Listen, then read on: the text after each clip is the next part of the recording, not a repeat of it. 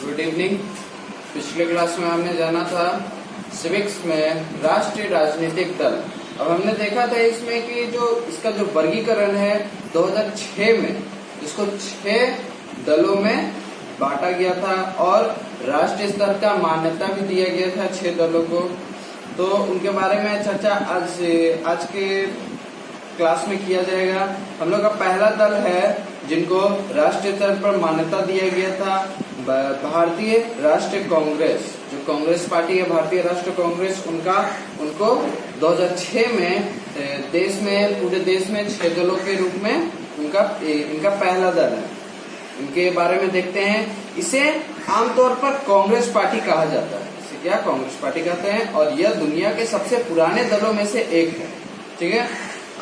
1885 में गठित इस दल में कई बार विभाजन हुए हैं, बहुत सारे विभाजन हुए हैं। इनमें आजादी के बाद राष्ट्रीय और प्रांतीय स्तर पर अनेक दशकों तक इसने प्रमुख भूमिका निभाई है। आजादी के बाद राष्ट्रीय और प्रांतीय स्तर पर इन्होंने बहुत बड़ी भूमिका निभाई है। जवाहरलाल नेहरू की अगुवाई में इस दल ने भारत को एक आधुनिक धर्मनिरपेक्ष लोकतांत्रिक गणराज्य बनाने का प्रयास किया है।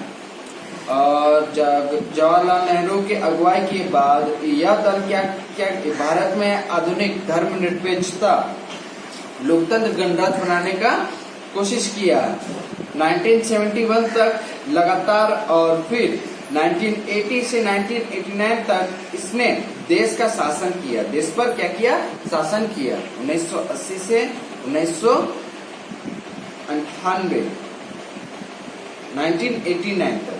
ठीक। 1989 के बाद से इस दल के जन समर्थन में कमी आई, पर अभी यह पूरे देश और समाज के सभी वर्ग में अपना आधार बनाए हुए है।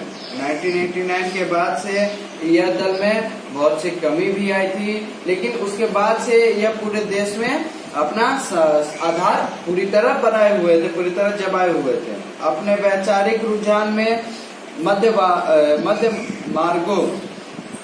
मध्यमार्गी इस दल में धर्मनिरपेक्ष और कमजोर वर्गों तथा अल्पसंख्यक समुदायों के हित को अपना प्रमुख एजेंडा बनाया है। मतलब इनका जो कार्य था, इस दल ने क्या किया? धर्मनिरपेक्षता तथा कमजोर वर्ग जो रहने वाले हैं तथा अल्पसंख्यक लोग जो है उनका अल्पसंख्यक समूहों के हितों के लिए, उनके हित के लिए अपना समूह एजेंडा बनाया है। अपना एक समूह बनाया था, एजेंडा एक समूह है वो बनाया था।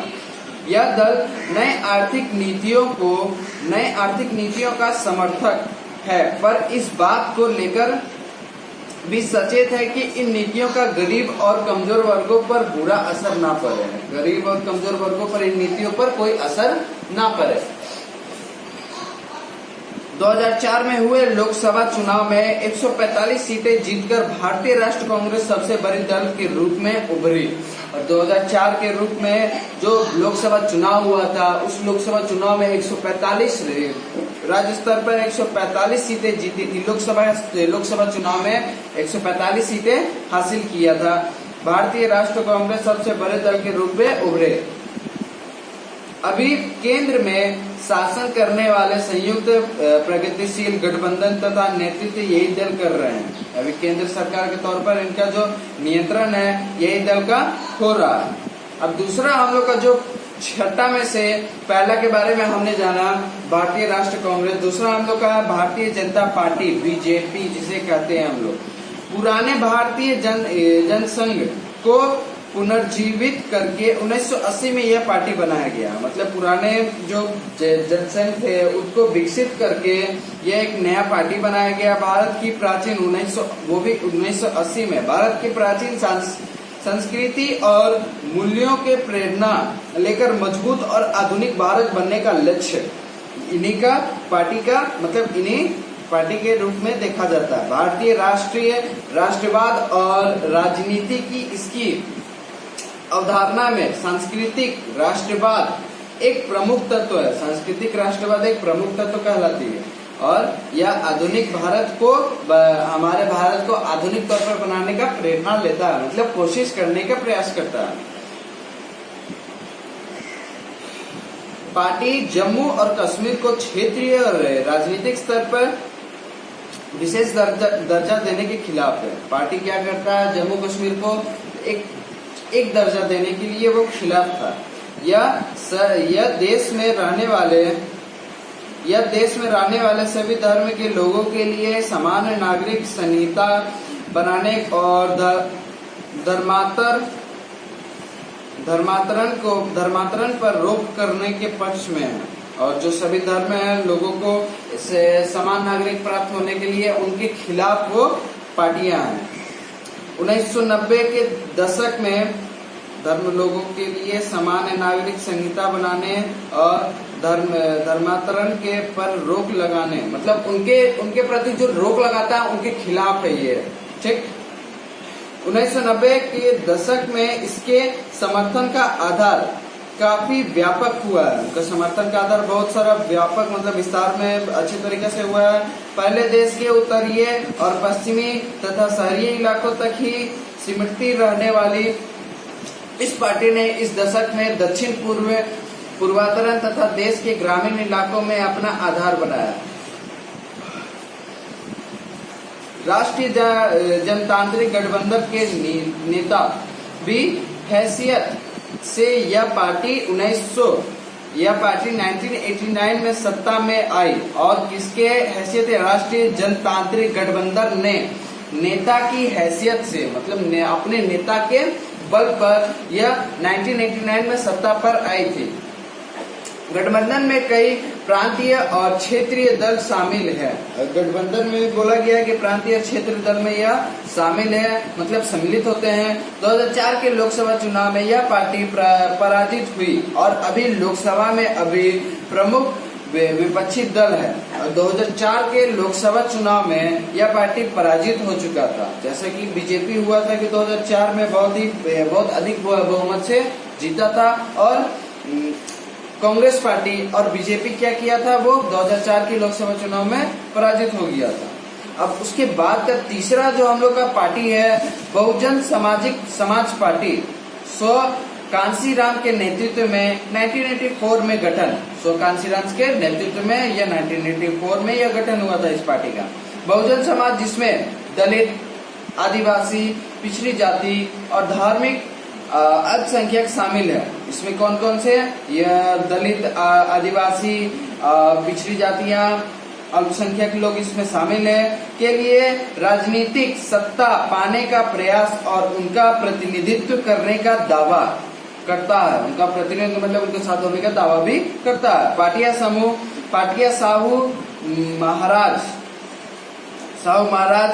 महात्मा फुले, पेरियार, रामस्वामी नायक और बाबा साहब अम्बेडकर के विचारों और शिक्षाओं के प्रेरणा लेती है। और यह पार्टियां क्या करती है, इन महान व्यक्तियों का प्रेरणा भी लेती है। साहू महाराजा, पेरियार, रामस्वामी, बाबा साहब अम्बेडकर, रामस्वामी नायक ने भी दलित और कमजोर वर्ग के लोगों के कल्याण और उनके हितों की रक्षा के मुद्दों पर सबसे ज्यादा सक्रिय इस पार्टी का प्रमुख आधार उत्तर प्रदेश में है। और इनका प्रमुख आधार किसमें, उत्तर प्रदेश में भी देखा जाता है, दलित और पिछड़ी जातियों के लोगों के हित के लिए। पर मध्य प्रदेश, छत्तीसगढ़, उत्तराखंड, दिल्ली और पंजाब में भी यह पार्टी पर्याप्त ताकतवर है और बहुत सारे जगह में भी इनका पार्टियों का ताकत बहुत ज्यादा है। अलग अलग पार्टियों से अलग अलग अवसरों पर समर्थन लेकर इसने उत्तर प्रदेश में 3 बार सरकार बनाई। उत्तर प्रदेश में इन्होंने क्या 3 बार भी सरकार बनाई थी। इस दल को 2004 के लोकसभा चुनाव में करीब 5% वोट में 19 सीटें मिली थी। 5% वोट में क्या 19 सीटें मिली थी 2004 के लोकसभा चुनाव में।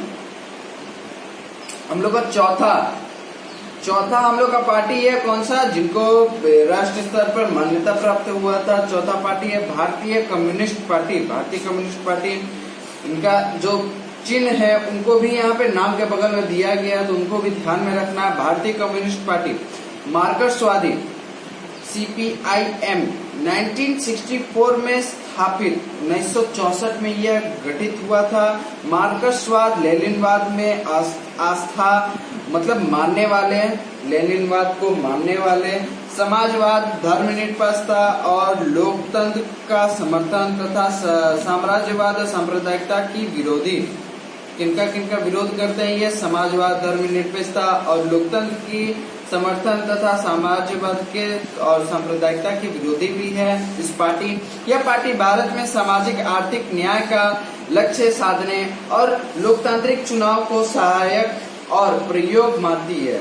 लोकतांत्रिक मतलब लोकतांत्रिक में यह सहयोगी तौर पर मानती है यह पार्टी। पश्चिम बंगाल, केरल और त्रिपुरा में बहुत मजबूत आधार है।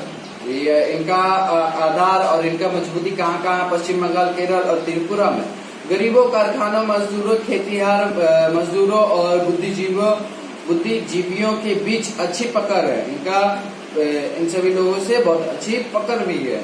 यह पार्टियां देश में पूंजी और सामानों की मुक्त आवाजाही की अनुमति देने वाली नई आर्थिक नीतियों को आलोचक है। नई नीतियों का आलोचक भी करती है। आलोचना मतलब उनको अच्छी विस्तार से जानती है। पश्चिम बंगाल में लगातार 30 वर्षीय शासन में 2004 में चुनाव पश्चिम बंगाल में उन्होंने क्या 30 वर्षों से यह शासन किया था और 2004 के चुनाव में इसने करीब 6% वोट और लोकसभा की 43 सीटें मतलब 44 सीटें हासिल की थी 2004 के चुनाव में। यदि पार्टी सभी केंद्र और संप्रग सरकार का बाहर से समर्थन कर रही है और इस सरकार में शामिल नहीं है, यह सरकार में शामिल नहीं है मतलब बाहर से ही यह समर्थन कर रही है और यह सरकार में शामिल नहीं है यह पार्टियां। भारतीय कम्युनिस्ट पार्टी, अब उसके बाद का हम लोग का भारतीय कम्युनिस्ट पार्टी सीपीआई, ये हम लोग को देखा जाता है कि भारतीय कम्युनिस्ट पार्टी है मार्क्सवादी और उसके बाद जो हम लोग का जो ब्रैकेट में लिखा है सीपीआईएम है ये, लेकिन ये क्या है? सीपीआई है ओनली, ठीक। भारतीय कम्युनिस्ट पार्टी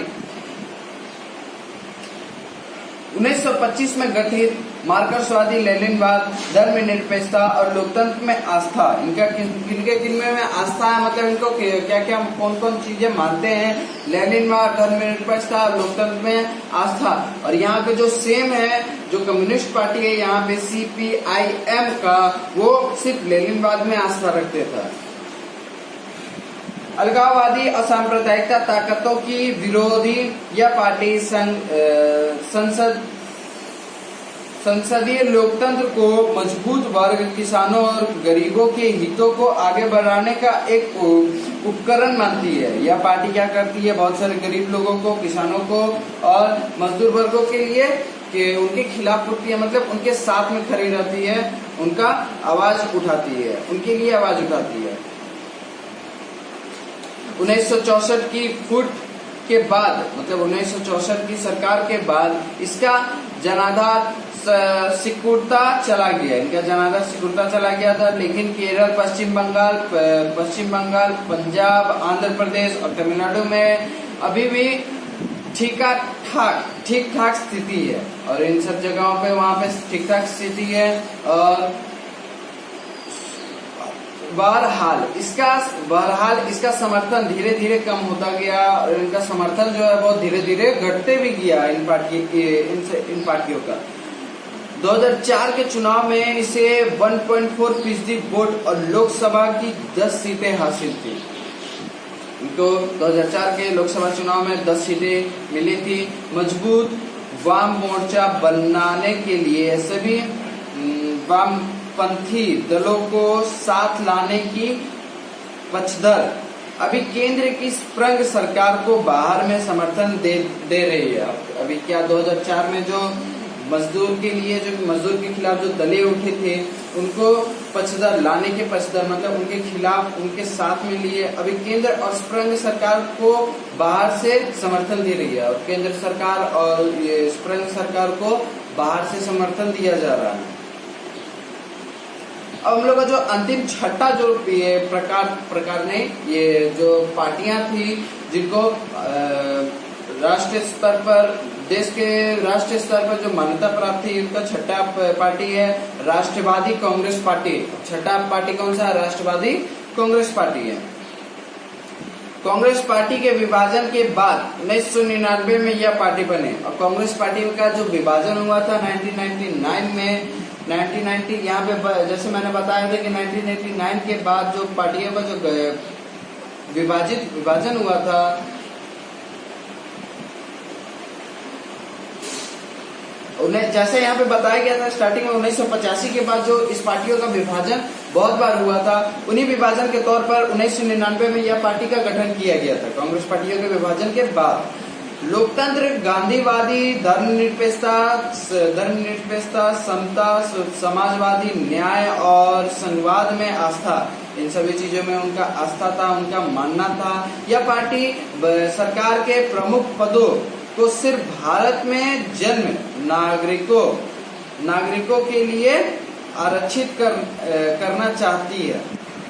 यह क्या करना चाहती है? यह पार्टी सरकार के प्रमुख पदों को सभी सिर्फ भारत में जन्मे नागरिकों के लिए, जो भारत में जो जन्मे नागरिक है सिर्फ उनके लिए ही यह आरक्षित देना चाहती है, उनके लिए आरक्षण देना चाहती है। महाराष्ट्र में प्रमुख ताकत होने के साथ ही यह मेघालय, मणिपुर और असम में भी ताकतवर है। और साथ ही क्या, महाराष्ट्र में जो प्रमुख ताकत होने के बाद, महाराष्ट्र में जो जितने ताकत हुए एकत्रित हुए थे उनके बाद मणिपुर, असम में भी ताकतवर है। इनका जो ताकत है मणिपुर, असम में भी देखा जाता है। कांग्रेस के साथ महाराष्ट्र सरकार भी भागीदारी, कांग्रेस के साथ महाराष्ट्र सरकार भी इनका भागीदारी दिया गया है। 2004 से संयुक्त प्रगतिशील गठबंधन में साझेदारी हुई थी। 2004 के संयुक्त गठबंधन में इनका साझेदारी हुआ था, संयुक्त प्रगतिशील के साथ इनका गठबंधन में शामिल हुआ था। जैसे कि हमने देख लिया कि यह 6 प्रकार की जो पार्टियां थी जिनको राष्ट्रीय स्तर पर मान्यता मिली थी, और इन 6 पार्टियों के अलावा जो जितने सारे बाकी जो पार्टियां हैं उनका क्या, तो उनके लिए यहाँ पे प्रांतीय दल बोला गया है। इन 6 पार्टियों के अलावा अन्य सभी प्रमुख दलों को चुनाव आयोग में प्रांतीय दल के रूप में मान्यता दी गई। और जो 6 पार्टियां हैं तो जो राष्ट्रीय स्तर पर मान्यता दी गई थी, इनके अलावा जो पार्टियां थी उनको प्रांतीय स्तर पर इनको मान्यता दिया गया। आमतौर पर इन्हें क्षेत्रीय दल कहा जाता है, या क्षेत्रीय दल कहा जाता है, पर यह जरूरी नहीं है कि अपनी विचारधारा या नजरिए में यह पार्टियां क्षेत्रीय ही हो। और इनका जो विचारधारा और नजरिया है, ऐसा नहीं है कि सिर्फ इनको क्षेत्रीय दल कह दिया गया तो वो क्षेत्रीय स्तर पर ही वो सिर्फ सोच सकते हैं, उससे एबव नहीं सोच सकते, वे ऐसा नहीं है। इनमें से कुछ आखिर भारतीय दल है, पर उन्हें कुछ प्रांतों में ही सफलता मिल पाई है। और इनमें जो कोई है जो भारतीय दल के रूप में भी इन्हें देखा जाता है, लेकिन इनका सिर्फ प्रांतीय स्तर पर ही सफलता इन्हें मिल पाई है। समाजवादी पार्टी, समता पार्टी और राष्ट्रीय जनता दल का राष्ट्रीय स्तर पर राजनीतिक संगठन है। समाजवादी पार्टी, समता पार्टी और राष्ट्रीय जनता दल का राष्ट्रीय स्तर पर राजनीतिक संगठन है, और इनका अन्य राज्यों में इकाइयां, और इनका भी बहुत सारे अन्य राज्यों में इनकी इकाइयां भी पाई जाती है।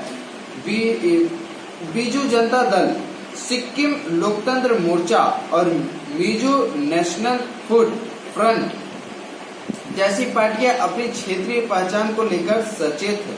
उनके जो क्षेत्रीय स्तर का जो पहचान है उनके लिए यह सचेत रहती हैं। इन सभी पार्टियां जिनका नाम लिया गया था, बीजू जनता दल, सिक्किम लोकतंत्र मोर्चा और मिजो नेशनल फ्रंट जैसी पार्टियां। ठीक, पिछले तीन दशकों में प्रांतीय दलों की संख्या और ताकत में वृद्धि हुई है। पिछले 3 दशकों में प्रांतीय दलों की संख्या और ताकत में वृद्धि हुई है। इससे भारतीय संसद विविधताओं से और भी ज्यादा संपन्न हुई है। उनका जो विविधताओं है उनका ज्यादा और संपन्न हुआ है इन 3 दशकों में, पिछले 3 दशकों में। किसी एक राष्ट्रीय दल का लोकसभा में बहुमत नहीं है, और किसी भी एक राष्ट्रीय स्तर का जो लोकसभा में जो बहुमत है वो किसी एक जन का अच्छी तरीके से बहुमत नहीं पाते हैं। परिणाम स्वरूप राष्ट्रीय दल प्रांतीय दलों के साथ गठबंधन करने को मजबूर हुआ है। परिणाम स्वरूप क्या देखते हैं कि राष्ट्रीय दल और प्रांतीय दल के साथ गठबंधन करने का मजबूर हुआ। इन दोनों का गठबंधन करने का मजबूरी तौर पर होता। गठबंधन क्या होता है कि अगर जो एक जन को कंप्लीट बहुमत नहीं हो पाता है तो उनमें जो सरकार को जो सत्ता बनाने का जो नियम होता है, दो पार्टियां एक साथ मिलकर पूर्ण बहुमत होने के बाद गठबंधन करती है। दो पार्टियां एक साथ खड़ा होती है और एक साथ मिल के काम करना पड़ता है हम लोग को। तो वो क्या होता है कि मजबूरी में सबको हिस्सा लेना पड़ता है इनको। अगर जब कोई पार्टी में खड़ा होता है तो उनका क्या होता है कि सब कोई चाहता है कि मैं अपना सरकार बनाऊं, मैं अपनी नीतियां शामिल करूं और जो मैं करना चाहता हूं देश के लिए उनको मैं करके दिखाऊं। लेकिन कभी कभी क्या होता है कि पूर्ण बहुमत नहीं होने से गठबंधन का निर्माण होता है। ठीक, तो वो सब चाहता नहीं है गठबंधन का निर्माण होना, वो मजबूरी से होना पड़ता है। दूसरे राष्ट्रीय स्तर पर गठबंधन सरकार की हिस्सा बनाने का अवसर मिला है। परिणाम स्वरूप राष्ट्रीय प्रांतीय दलों के साथ गठबंधन करने की मजबूर हुई है। 1996 के बाद से लगभग प्रत्येक प्रांतीय दल को एक या दूसरे राष्ट्रीय स्तर की गठबंधन सरकार की हिस्सा बनने का अवसर मिला। और यहाँ पे बोला गया है कि 1996 मतलब 1996 के बाद लगभग प्रत्येक प्रांतीय दल, जो जितने सारे प्रांतीय दल हैं, उनका एक दूसरे से राष्ट्रीय स्तर पर गठबंधन करने का उनको भी बहुत बड़ा अवसर मिला है। इससे हमारे देश में संघवाद और लोकतंत्र मजबूत हुआ है। इससे हमारे देश में क्या हुआ है कि संघवाद और लोकतंत्र भी बहुत ही मजबूत हुआ है। इन दलों के ब्यूरो के लिए अगले पृष्ठ का नक्शा देखें। ब्रैकेट में बोला गया इन दलों का जो ब्यूरो है उनको अगले पृष्ठ का नक्शा में बताया गया है। जैसे पेज नंबर 82 में बताया गया है। बहुत सारे देश है, उनके बीच में कौन कौन सी सरकारें हुई है, मतलब गठित हुई है, उनके बारे में बताया गया है। और ब्रैकेट में ईयर के बारे में भी लिख दिया गया है कि ये कौन से ईयर में गठित हुई थी। हम लोग का जो यहाँ पे जो चित्र दर्शाया गया था, आप लोग इसे समझने की कोशिश कीजिएगा। और दूसरा हम लोग का जो टॉपिक है राजनीतिक दलों के लिए चुनौतियां। अब जो राजनीतिक स्तर पर जो चुनौतियां पाते हैं जो राजनीतिक दल है, उनको किस प्रकार चुनौतियां मिलती है, उनको हम लोग नेक्स्ट क्लास में जानेंगे कि उनको किस प्रकार चुनौती वो पाते हैं। ठीक, आज के लिए सिर्फ बस इतना ही। आप लोग कोशिश कीजिएगा कि इस पार्टी के बारे में अच्छे से समझिएगा और इनको कम से कम कुछ मेन टॉपिक है, इनका जो गठन होने का जो समय है और ये क्या क्या करते हैं, मतलब किसके लिए यह पार्टी का गठित हुआ है, वो चीज को अंडरलाइन करके आप लोग समझने की कोशिश कीजिएगा। ठीक है, जैसा कि बोला गया है आप लोग को कि रीड करने का जो नियम बताया गया है, जो विधि है, आप लोग उस विधि को अच्छी तरीके से पूरी कीजिए। जैसा बोला गया जाता है कि पढ़ने से पहले आप लोग को पढ़ के आना है, मतलब क्लास होने से पहले आप लोग को पढ़ के आना। उसके बाद अगर आप लोग का अभी क्लास हो रहा है तो उस समय आप लोग को रीड करना है, और उसके बाद आप लोग को जब क्लास हो जाए उसके बाद भी आप लोग को रीड करना है। उससे क्या होगा कि आप लोग की समझने की शक्ति और याद होने की शक्ति अधिक तेज हो जाएगी। ठीक है, तो इस चीज को ध्यान में रखिएगा।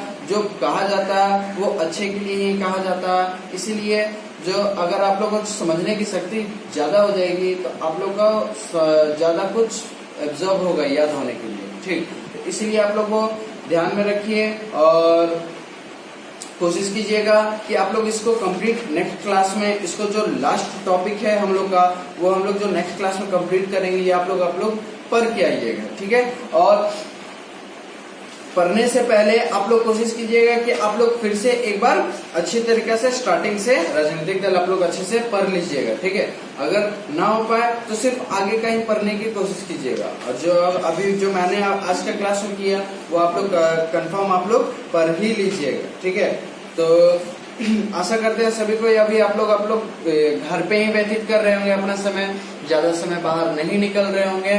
तो कोशिश करना है कि ज्यादा से ज्यादा से आप लोग को घर पे रहना है, क्योंकि अभी का समय चास में भी बहुत सारी महामारी आ चुकी है। इसीलिए आप लोग को ज्यादा समय बाहर ना निकले, घर पे ही ज्यादा समय रहे। दूसरी बात, मार्केट जाना है या कोई भी दुकान जाना है या किसी के पास भी जाना, कोई भी एक ही व्यक्ति के पास जाना है तो अपना सेफ्टी जरूरी है। आप लोग अपना डिस्टेंस में रहा कीजिए, मास्क लगा के रहा कीजिए। इससे क्या होगा कि अपना सेफ्टी भी बना रहेगा, आप अपने परिवार का भी सेफ्टी बना के रखेंगे। ठीक है, इस बात को ध्यान में रखना है और कोशिश करना है ज्यादा से ज्यादा समय घर पे ही रहना है, बाहर ज्यादा देर ना निकले। ठीक है, थैंक यू।